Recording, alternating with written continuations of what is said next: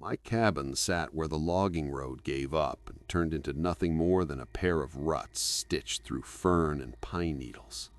And my days fell into the kind of steady rhythm that didn't ask for company or conversation. I woke before the sun, not because I was eager, but because my bones had learned their own schedule, and because silence at that hour felt like clean water. The kettle went on the old propane stove, the same dented tin cup waited by the sink, and the smell of coffee filled the one-room place the way smoke fills a deer camp, slow, familiar, honest. Outside, Northern California timber stood in dark rows, and when the wind moved through it, it sounded like a long breath being let out. I kept my rifle oiled, my boots by the door, my knives sharp, and my thoughts blunt. I'd been a hunter most of my life, the kind who learned early that you don't waste what you take and you don't talk more than you need. People in town had plenty of noise for me when I still lived among them. After my wife died, 3 winters back, pneumonia that came on like a thief and didn't give anything back, I found I couldn't stand the way folks tried to fill the air around grief with words. They meant well, but their kindness landed like gravel in a wound. So I came up here, to the little house I'd built with my own hands years earlier, thinking I'd spend my last seasons alone with weather and wood smoke and whatever quiet I could earn. I didn't believe in legends. I didn't believe in stories told after too much whiskey or too much darkness. Out here, you learned fast that most mysteries had ordinary answers: a broken limb, a lost calf, a bear in the berry patch. But over time, certain things started lining up in ways I couldn't shrug off. Tracks that weren't bear and weren't man, too long, too deep, toes splayed as if the ground itself had tried to push back. Branches snapped 8 feet up, not from wind, but from something passing through that didn't duck. A pattern of movement along the creek that avoided my trails, but never strayed far from my water source, like a neighbor keeping polite distance. I told myself it was imagination, the brain trying to build meaning out of loneliness the way it builds faces out of clouds. Then I began to notice rules. Whoever it was never approached when my lantern was lit. Whoever it was circled wide when my truck was parked out front. Whoever it was left the same clearing alone when the scent of gun oil hung in the air. Practical men don't like rules they didn't make, but I couldn't deny they were there. And once you see a pattern, you start watching for the next stitch. 10 years earlier, back when my hands didn't ache in the mornings and my wife still hummed while she washed dishes, I was out after a late spring storm, the kind that turns the world into mud and makes every pine needle shine like it's been varnished. A slope above the creek had slid during the night, and I went to check my fence line and the old game trail that ran beneath it. The air smelled of wet earth and crushed greenery, sharp enough to wake you up. I remember hearing a sound that didn't match anything in my catalog. Low, strained, not a growl, not a whine, more like breath forced through pain. I followed it because that's what hunters do. We follow what doesn't belong. Down in the mess of fresh slide and splintered brush, I saw it.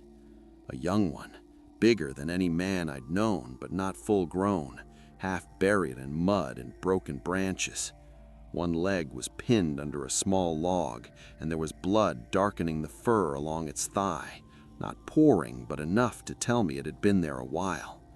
Its chest rose and fell too fast. Its eyes, deep set, not wild, not glassy, tracked me with a kind of tired clarity that made my stomach tighten. I could have turned around. I could have raised the rifle and ended it, told myself I was doing mercy, told myself no one would ever know. But standing there in the rain's aftermath, with that creature staring at me like it understood exactly what choices a man carries, I couldn't do it. My wife had been gone only a few months then, and grief has a way of stripping you down to whatever you really are. I set the rifle against the tree. I talked without thinking, the way you talk to a horse that's spooked. Easy now, easy. It flinched when I stepped closer, but it didn't thrash. I got my hands under the log and lifted as best I could, feeling the weight bite into my shoulders. The creature pulled its leg free with a shudder that ran through its whole frame. It tried to stand, failed, and made that same strained sound again, quieter now, like it was ashamed of it. I didn't know what to do except do something. I hauled it, inch by inch, the way you drag a heavy deer, only this was warmer, heavier, and not dead. I used my old hunting shed, a half-collapsed place I kept for salt blocks and gear, as a hiding spot. The boards swelled of old sap and mice. I cleared a space, laid down a tarp, and went back to my cabin for bandages, iodine, clean water, and the kind of stubbornness you don't buy in town. When I dabbed iodine on the wound, it clenched its jaw and didn't strike. That was the first moment I understood this wasn't a beast acting on hunger or fear alone. It was choosing restraint. It was enduring. I wrapped the leg, tight but not cruel, and when my fingers brushed the coarse hair, it felt like wet rope and wood ash. I wiped the mud away, and beneath it the skin was scarred in old places, history written in marks the way my hands were written over with knife slips and winters. All day I worked, and when the light began to fade, I covered tracks with pine boughs, scattered stones, dragged a branch behind me the way my father taught me to do when you didn't want anyone following. I didn't tell my wife, not because I didn't trust her, but because the idea of putting this weight into her world felt selfish. That night I lay awake, listening to the forest settle and the shed creak and the faint, steady breathing that wasn't mine. Before dawn I felt it, presence beyond the cabin, not close enough to see, but close enough that the hair on my arms lifted. The dogs I'd once kept were gone by then, and I was glad, because there are some alarms you don't want. I stepped onto the porch with my coffee and no rifle, because something in me knew a rifle would be an insult. The air was cold enough to sting, and the fog sat low between the trunks. Across the clearing, just inside the tree line, something tall stood still, not hidden, not charging, just there. I couldn't see details, only the shape and the quiet certainty of it. That was Karanda, though I didn't have the name then. The older one, the Watcher. He didn't move until I moved. When I lifted my hand, palm out, he tilted his head, as if the gesture meant something to him already. His eyes caught what little light there was and held it, steady as river stones. He wasn't asking permission, he was measuring me. For a long minute we stayed like that, two old instincts facing each other, mine built on taking, his built on surviving. Then he turned and melted back into the trees without a sound that should have been possible at that size. By the time the sun came fully up, I had made a decision I never said out loud. I would keep this quiet, even if quiet cost me. Over the next weeks, the young one healed enough to move. I started leaving food at a single stump in a small clearing, apples, honey, dried corn, sometimes smoked fish, never meat at first, because I didn't want to teach it that I fed it the way you feed a dog. In return, I began finding things. A smooth stone placed carefully on my porch step, a bundle of spruce tips tied with vine, once a feather laid on my chopping block like a signature. We built rules the way men and wild things always do, without writing them down. I didn't cross a certain line past the creek bend where the ferns grew thick. They didn't come near when my cabin light was on. The gifts stayed in the one clearing, never moved. And if danger came, if something changed, I'd find a sign, a snapped sapling bent into a hook, 3 stones in a row where there hadn't been any, a long scratch down the bark of a cedar at shoulder height, fresh and deliberate. Years passed in that careful arrangement. I learned their footsteps the way you learn a friend's knock. The young one, Moss, became the braver of the two, the one who lingered in the open longer, the one whose curiosity pulled against caution like a tide. Karanda stayed farther back, but his presence shaped everything like a ridge shapes wind. I was 60 now, gray and slower, living the life I thought I wanted, simple, quiet, unobserved. Then one evening, late summer, when the heat had finally broken and the air smelled of cooling dust and pine resin, I stepped outside with my cup and saw Moss standing closer than he ever had, just beyond the edge of my porch light. I froze, not from fear exactly, but from the sense that a boundary was about to be crossed and nothing would be the same afterward. He lifted his chin slightly, drew a breath, and the sound that came out was rough, scraped from somewhere deep, but it was shaped by intention. "Quiet," he said, one word, heavy as a rock set on a grave. I didn't answer. My throat wouldn't.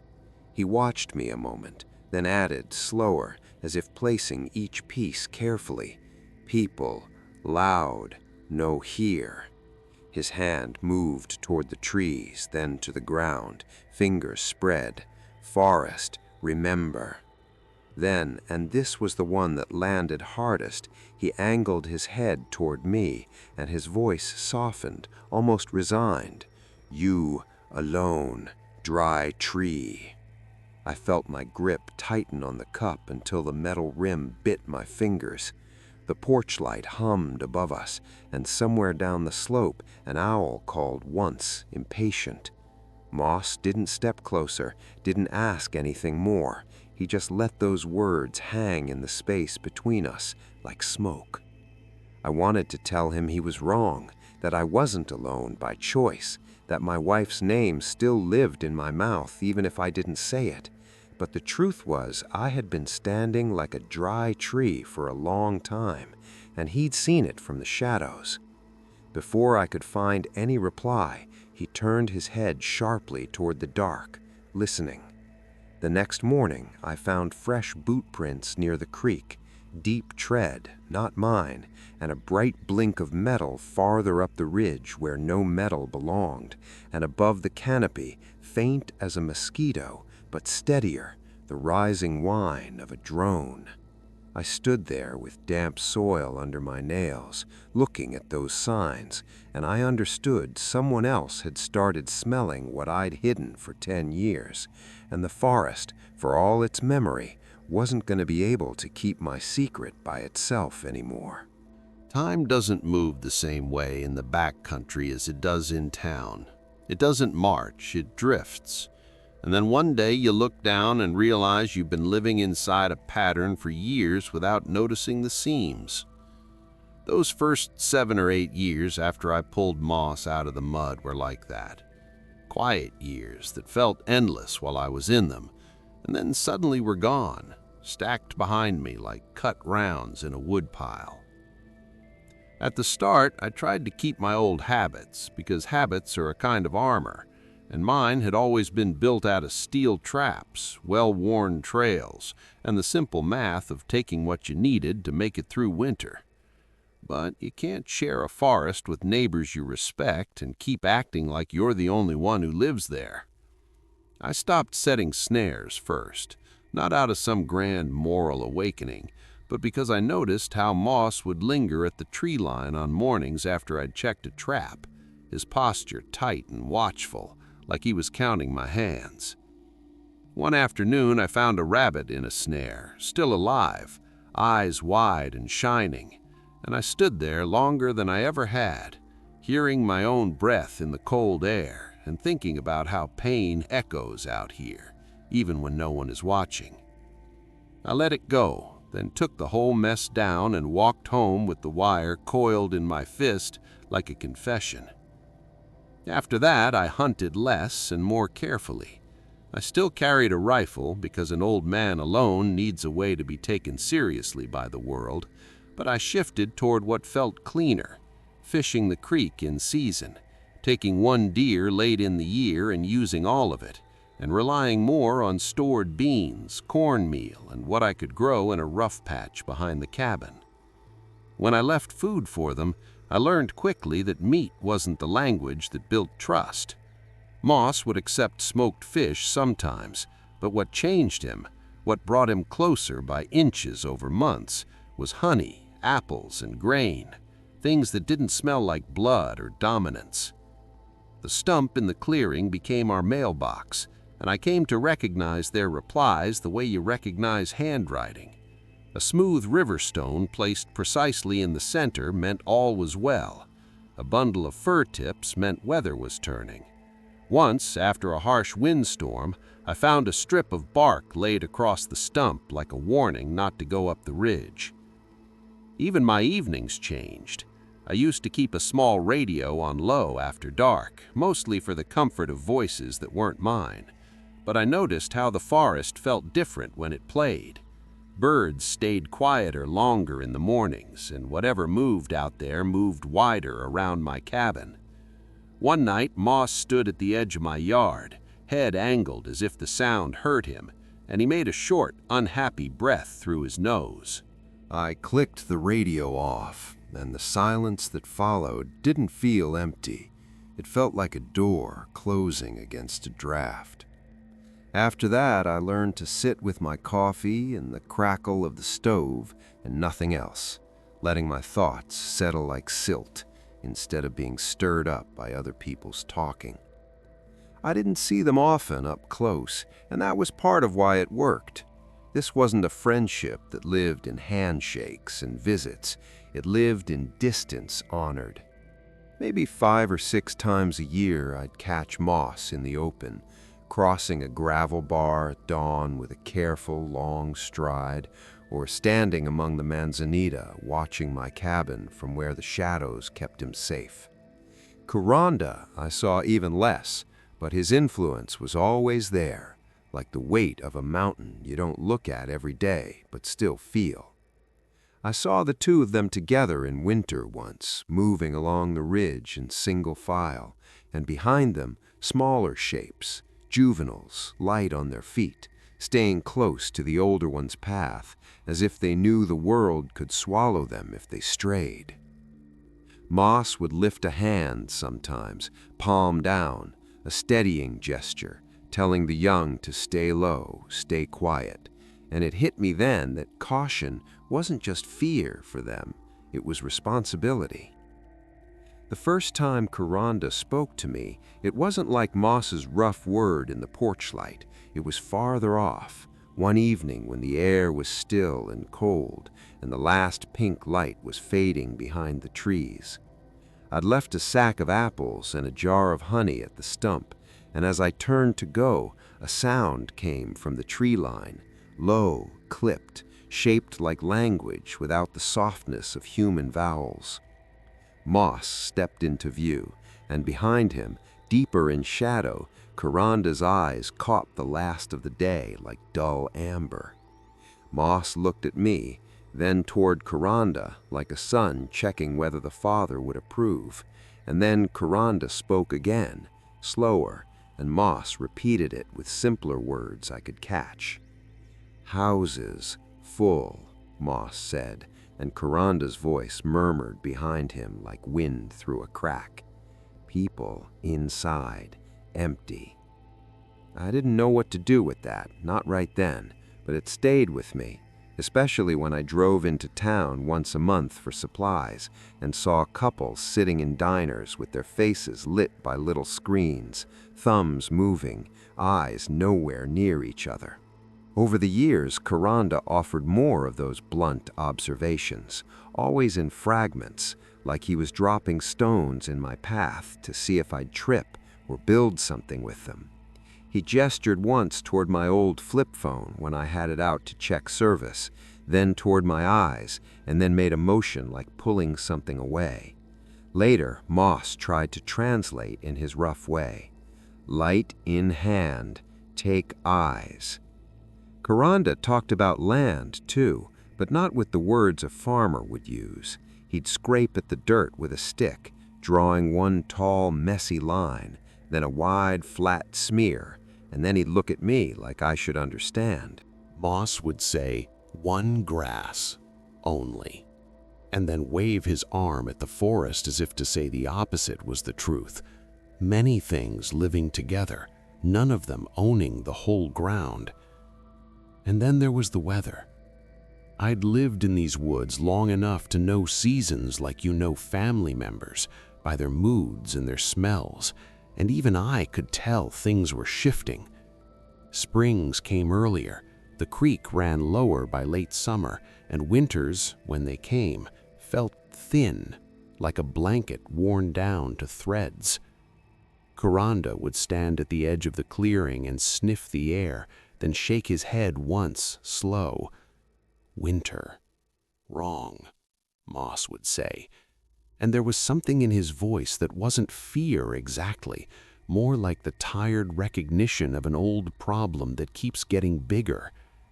Through all those years we managed because we followed our rules, and the forest helped us by being vast and indifferent, swallowing our footprints in rain and time. But then the world started pushing its hard edges closer.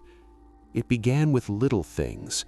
A white trail camera strapped to a tree where no camera had ever been, bright flagging tape tied along a ridge, the distant pop of target practice from men who didn't live here. Then came the people with permits, clean trucks, official-looking vests, talk of survey work and wildlife monitoring, and the kind of polite smiles that never reach the eyes. They set cameras in grids and checked them like they were harvesting evidence.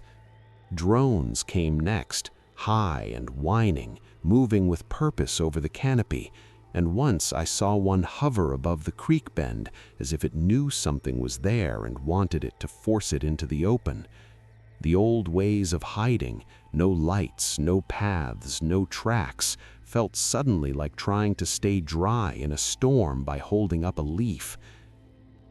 The day it turned from worrying to real, I found 3 fresh boot prints in damp soil just past my line at the creek bend, inside the boundary I'd never crossed for years, and beside them the bark of a cedar was scratched deep, not randomly, but with anger, as if a warning had been carved into it. That evening, Moss came closer than usual, not into the porch light, but close enough that I could smell the damp earth in his fur, and he raised his arm and pointed toward the ridge where the drones had been, then toward my cabin, then made a motion like walking fingers, coming closer, coming in. "They come," he said, voice strained, and then he pressed his hand flat to his chest, a gesture I'd come to understand meant not just me, but us, the whole hidden circle of their lives. Behind him, deeper in the trees, Kuranda stepped forward just enough that I could see the breadth of him, and for the first time I didn't read him as only caution. I read him as decision. He lifted his chin toward the deep timber, then held his palm out, steady, like a wall, then pointed toward me. The meaning wasn't in words, but it was clear enough to make my mouth go dry. Run deeper, or stand and refuse to be moved, or speak, through me, before strangers forced the forest to give up what it had been sheltering. I stood there with the cabin at my back and the dark woods ahead, feeling the years compress into a single tight knot in my chest, and I understood something that should have been obvious all along. They weren't just hiding out of fear of humans. They were thinking, adapting, choosing, and now they were asking me to choose with them. The first time I understood they weren't just good at hiding, but actually understood how we hunted with machines, I felt something in me tilt, like a compass needle jolted by a magnet. It was early fall, the kind of day where the air is so clear you can smell granite, and the survey crew had been running their new toys along the ridge, thermal scopes at dusk, a drone at midday, trail cams strapped to trunks like pale barnacles.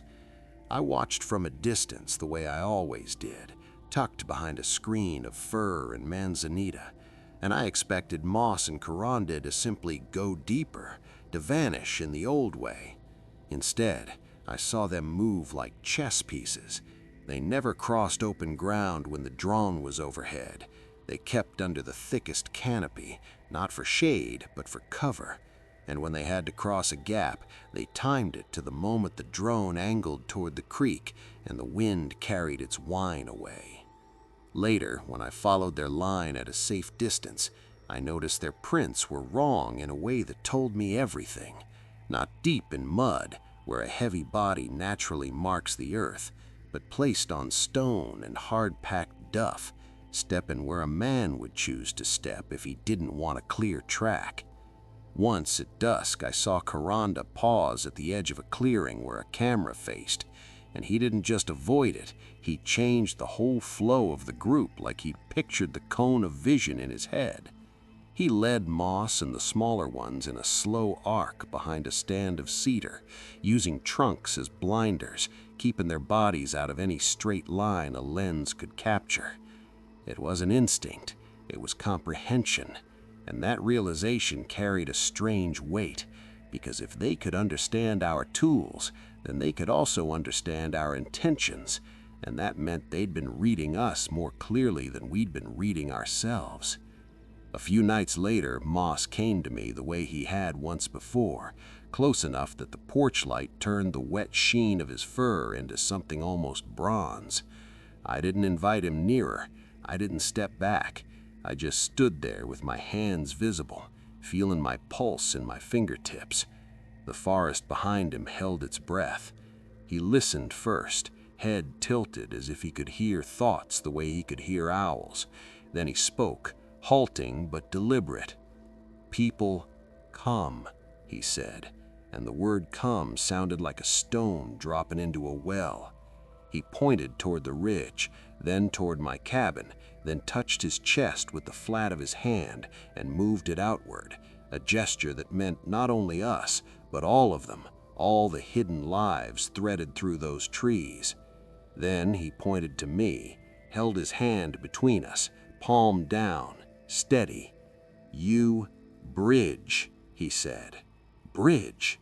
The word didn't belong in his mouth, and hearing it there made the hairs along my arms lift.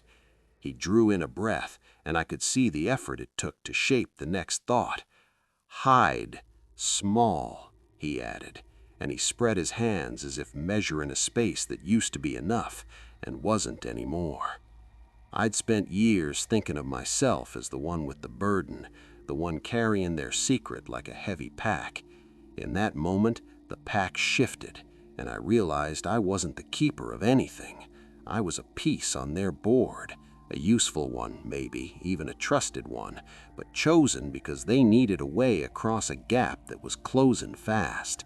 The next day, the gap closed. A couple from out of state, hikers, the kind who wear bright jackets and speak too loudly because they think wilderness is a theme park, came up the old road and parked where no one had parked in months. I heard their laughter before I saw them, and then I heard something else, the faint buzz of a drone lifting into the air, the sound of curiosity becoming a weapon. I stayed inside at first, watching through the window as the little machine climbed and slid out over the treetops.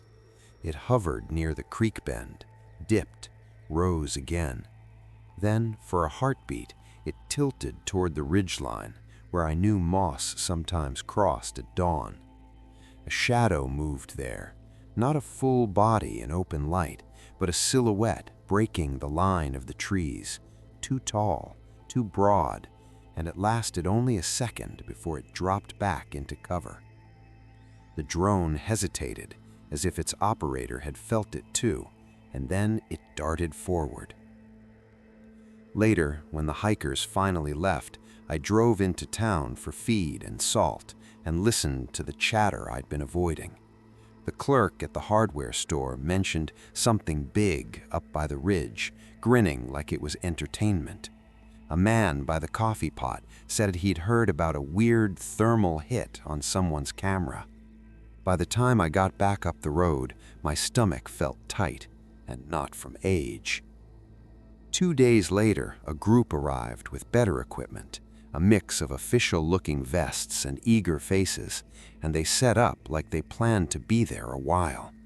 I watched them through binoculars, cases opened to reveal lenses, thermal units, antennas, and trail cams stacked like bricks. They weren't locals. They were people who smelled opportunity. That night, I sat at my table with a pencil and a scrap of paper, doing something I hadn't done since my wife died, planning for more than survival. If the secret was going to break, it couldn't break in a panic. It had to break on terms that didn't turn Moss and Karanda into trophies or lab specimens. I walked out to the stump clearing before dawn and laid down my rules in the only way I could: simple, physical, undeniable. I placed my rifle on the ground and stepped back from it. I laid a coil of old trap wire beside it and cut it in half with my knife. I took a small camera from a drawer in my cabin, the kind tourists use, and I set it on the stump, then turned it face down in the dirt. Over it all, I placed a flat stone, like a lid. When Moss came, he stood at the edge of the clearing, watching with that careful stillness, and Karanda's shape held deeper in shadow, but close enough that I could feel him there like pressure in the air. I spoke out loud, because sometimes you speak to make yourself brave. "No guns," I said, and pointed to the rifle, then shook my head. "No traps," I said, and pointed to the cut wire. "Few people," I said, holding up 2 fingers, then 1. "No cameras first," I said, tapping the stone over the face-down camera. Then I pointed to the wide gravel bar down by the creek, an open sight line where they could leave in any direction and no one could corner them. Moss stared at the objects, then at my hands, then at my face, as if weighing whether this was honesty or another kind of lure. He looked back toward Karanda, and for a long time nothing moved. Then Karanda stepped forward just enough that a slice of pale morning light touched his shoulder, and he made a small motion with his hand, 2 slow taps to his chest, then outward, like agreement offered but not yet given away. The first contact, the real one, happened that evening on the gravel bar when the sun was low and the river sound covered our breathing. I brought only 2 people. The county wildlife officer I'd known for years, a woman named Ellen, who'd seen enough dead bodies and bad men to respect the difference between fear and threat, and a local biologist who'd grown up hunting and still knew how to keep his hands relaxed. They came unarmed because I insisted, and I could see how that alone cost them something in pride. Moss appeared first, stepping out where the last light hit him, not charging, not skulking, just standing where we could see his empty hands. Karanda stayed back a few paces, but his eyes never left us, and when Ellen's breath caught, he lifted his palm slightly, not a warning, more like a calming signal, the way you quiet a horse with your hand in the air. Moss pointed to the biologist's pockets, then to the man's eyes, then shook his head once, slow, as if to say, "Don't reach fast, don't stare like you own what you see." Then he did something that cracked my chest open in a way I didn't expect. He angled his head toward Ellen, and when she flinched at a sudden branch snap behind her, Moss shifted his body, not toward her, but between her and the sound, a protective placement that wasn't for show. Empathy, not trained, chosen. The biologist whispered a name, Bigfoot, Sasquatch, like saying it would make it manageable. But what I saw in his face wasn't terror of a monster. It was hunger, the same hunger I'd seen in men who wanted to own land, own animals, own stories. Moss seemed to sense it too.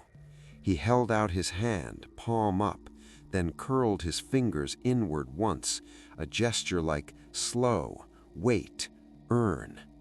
He pointed to the woods, then to us, then to the creek, then back to the woods, making a simple trade out of movement and trust. We show ourselves, you stay back. You stay back, we don't disappear forever. Afterward, when we returned to my cabin, Ellen spoke in a voice meant to be calm but vibrating with something like awe. The biologist started listing protocols, committees, documentation, all the ways people turn wonder into property. Within 48 hours, calls started coming. State agencies, university departments, a reporter sniffing around, a man claiming he represented a private foundation. I didn't answer most of them. I sat on my porch at night with the radio off and the forest listening, and I understood that the hard part wasn't getting people to believe. The hard part was keeping belief from turning into capture. And I could feel the fight shifting away from trees and tracks into offices, laws, headlines, and the restless, grasping parts of human minds that never learned how to leave something sacred alone.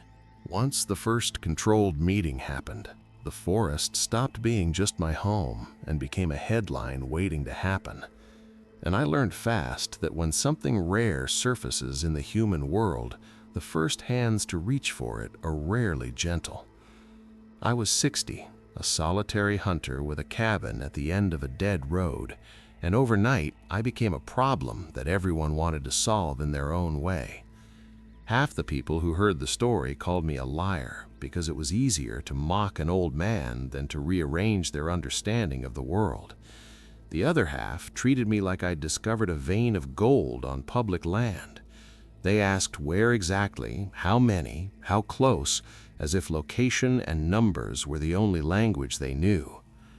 A reporter drove up uninvited and stood on my porch with a bright smile and a microphone, and when I told him to leave, he laughed like I was playing coy. "You're sitting on the story of the century," he said, and I could smell the hunger on him, the same smell I'd learned to recognize in men who talk about animals like prizes. Another man, wearing clean boots that had never seen mud, introduced himself as representing a private research initiative and offered me money in an envelope before he even asked my name. I pushed it back toward him with one finger and watched his smile tighten. "So you're the owner," he said, and the word landed wrong, like a hook set in flesh. "Nobody owns them," I told him, keeping my voice low, because anger only feeds the wrong kind of attention. "Not me, not you, not the state." He stared at me like I'd spoken in a foreign language, and in a way I had, because I was speaking the language of restraint, and most folks had forgotten it exists. The county wildlife officer, Ellen, did what she could to slow the stampede. She filed reports up the chain with careful words: unusual primate-like species, intelligent behavior, potential cultural significance, phrases meant to force bureaucrats to pause. It didn't pause them for long. Within a week, a state agency sent a team with clipboards and quiet authority, and within 2 weeks, a university department demanded access for verification. I told them I would cooperate under conditions, and that was the first time I realized how thin my power really was. My land wasn't large enough to shelter a secret that big once the world decided it deserved light. Meetings began, not in the forest, but in fluorescent rooms where the air smelled like paper and coffee that had sat too long on a warmer. Lawyers asked whether moss and coranda were animals under existing wildlife statutes, or whether they constituted something else. Scientists wanted tissue samples. Officials wanted jurisdiction. One woman from an ethics board asked if they could consent, and when she said the word consent, I felt my shoulders loosen, because at least one person was asking the right question. But even that question turned sharp once people realized what it implied. If moss and coranda could consent, then they could refuse. If they could refuse, then they weren't property. If they weren't property, then a lot of people couldn't profit. The arguments came fast and bitter. Some insisted that classifying them as protected wildlife was the safest route, because the law already knew how to guard animals. Others argued that doing so would reduce them to resources to be managed, and that the evidence of language, planning, empathy, and social structure demanded a new category entirely. I sat through it all like an old post in a river, water rushing around me, because no one in those rooms had ever watched Moss step between a frightened human and a sudden sound, or seen Karanda calculate a camera's view the way a man calculates a rifle shot. They were debating abstractions. I was remembering faces. The compromise that finally formed was imperfect but better than chaos. A provisional protected zone around the ridge and creek system, enforced like a restricted habitat, with patrols and heavy penalties for trespass. Minimal contact protocols, no weapons, no traps, no pursuit. A scientific oversight plan that forbade capture, sedation, or invasive sampling. And a legal declaration, temporary at first, that any interaction must treat them as sentient, as beings with interests of their own. It wasn't the clean recognition of full rights the way a person has them, but it was a crack in the old wall, a precedent that said these are not trophies, not specimens, not a rumor to be exploited. The day the agreement was signed, a camera crew waited outside the building, and when they shoved microphones toward me, I didn't give them a speech. I said one sentence, because one sentence was all I trusted to survive the noise. We don't protect what we own, we protect what we're willing to leave alone, I told them. I drove back to my cabin with my hands tight on the wheel, expecting relief, but relief didn't come. Instead, a different kind of dread moved in, because the law can only restrain people who respect it. The new threat arrived quietly, like rot. Ellen called me one night after dark, voice low. "There's chatter," she said, "not official, forums, private groups, people talking about a bounty." A week later, I found a cigarette butt near the creek bend, fresh, not mine, and a boot print with a tread I didn't recognize, deeper than a hiker's, purposeful. Then a man I'd never met approached me at the feed store in town, smiling too easily. "Heard you got something special up there," he said, and when I didn't answer, his eyes flicked past me as if measuring my age, my posture, what kind of resistance I could offer. "A lot of money and special," he added. That was when I understood the next wave wouldn't come wearing vests and carrying permits. It would come in the dark, with trucks that had no logos and men who didn't mind breaking laws if the payout was right. That night, back at the cabin, I went to the stump clearing with a lantern turned low, and Moss was already there, waiting like he'd felt the shift in the air before any human rumor reached him. Karanda stood behind him, a darker mass among darker trees, and the smaller ones stayed hidden, but close. I didn't bother with long explanations. I crouched and drew in the dirt with a stick. A square for a truck, stick figures for men, a circle for the clearing, and a line through it to show intrusion. Moss watched, eyes narrowing, and then he made a sound, short, harsh, like disgust. Karanda stepped forward and took the stick from my hand with surprising gentleness, then drew his own marks, 2 lines converging on the circle, then a hand shape, then a slash, a plan, a warning. He pointed toward the ridge where the restricted zone sign stood, then toward the deeper timber beyond it, then toward me. The message was plain as daylight. The law would slow some, but not all. The forest could hide them, but only if we bought time, and time right now depended on us working together again, not as myth and man, but as neighbors defending a home. Over the next weeks, we did it without drama, the way real work gets done. I used my knowledge of trails to spot unfamiliar tire tracks early. Ellen quietly increased patrols along the access road, not announcing it, just making presence felt. And the forest itself did the rest in ways no court order could. At night, when a pair of unmarked trucks tried to push past the ruts, trees came down across the road, as if the wind had chosen that moment to be strong. When men walked in with thermal scopes, they heard deep, synchronized knocks in the timber that made their flashlights shake. When they set bait, it vanished without a trace, not stolen by bears, but removed with an intelligence that left them feeling watched. I didn't like the fear we fed them, but I liked the alternative less. One evening after the worst of it eased, Moss approached my porch again, closer than the light, close enough that I could see individual scars on his hands. He touched his chest with his palm and made a low sound, 2 syllables, carried on breath. Moss, he said, not as a label I'd given, but as something he offered.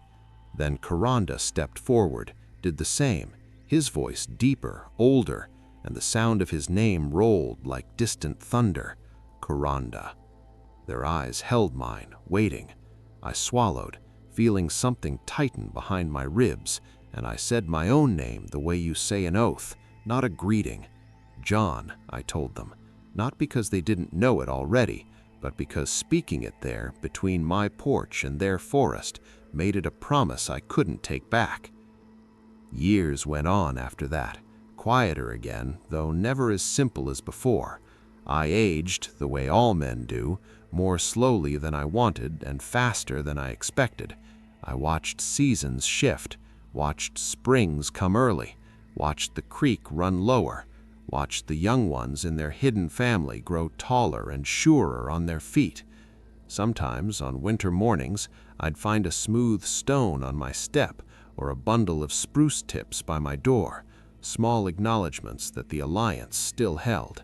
And I came to understand, in the calm way you understand something only after you've lived it, that the world doesn't need proof to make a thing real. It needs respect. It needs boundaries. It needs people willing to protect what they cannot possess. Out there, where the pines kept their counsel and the night held its own kind of mercy, that was enough, and it had to be, because some wonders survive only when we stop demanding they perform for us.